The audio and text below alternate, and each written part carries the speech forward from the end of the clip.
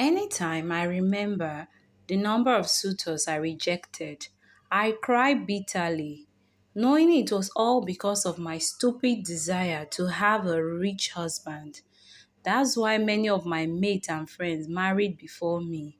The one that really touched me, that of my junior sister, who I seniored with 5 years, got married and pregnant before me. And my mom and dad weren't making things easy for me either. I also felt awkward of being still unmarried at 27, and I was inwardly desperate for marriage. But it seems my time came up because no reasonable man or suitors came for me. Either I was so worried that I began to go to church from church to church where I met a very handsome looking gentleman. I instantly knew he was rich because he had a road Lexus 360 incoming. Quickly, I decided to go for him, pretending to be just an usher. But immediately he saw me, he looked at me in admiration, and I knew that moment he had interest in me, and that made me so happy. I was more happy when we became friends. He introduced himself as Richard, and I told him I am Tessie. Our love was too quick that he asked me to marry him on our second date. Of course, I accepted. Who will dare reject being Richard's wife?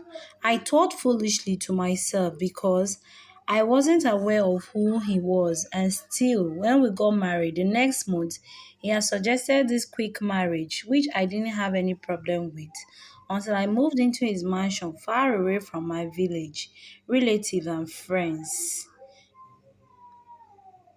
But I didn't care for the first week that I moved in with him. But I started noticing strange things about Richard, who is always dressed in red robes all through. Even everything in our house was in red. The worst of things is that I never seen him have his bath. He never even made love to me except when I wear a red cloth and lipstick and I am on my period. It became weird because I got worried. I asked him, but he ignored it, and that's how he kept ignoring my curious questions for months. Fast forward till one day, I told him the good news that I was pregnant for him, and he seemed angry at the news at first, but not until he went in and out of a room that was his secret to me had warned me that I seriously should never go near to. But I found it creepy anytime I passed by, but I didn't care. I noticed he now seemed happy about the pregnancy. It was when he had won a money transaction that just became richer, made him become richer. After that day, Every became very strange to me. He kept beating me till I cried, and he drank my tears. He will beat me until he sees me crying heavily with tears in my eyes. Then he will use a reddish handkerchief to clean the tears before taking it to his secret room.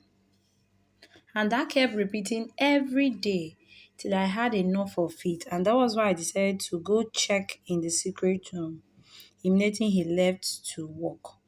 I gathered courage and opened the secret door room and was overshocked to see fetish red items in the room and gasped more on seeing my picture in a reddish calabash swinging in a somehow looking water, which I took as my tears, and immediately looking like who just caught up with Nemesis.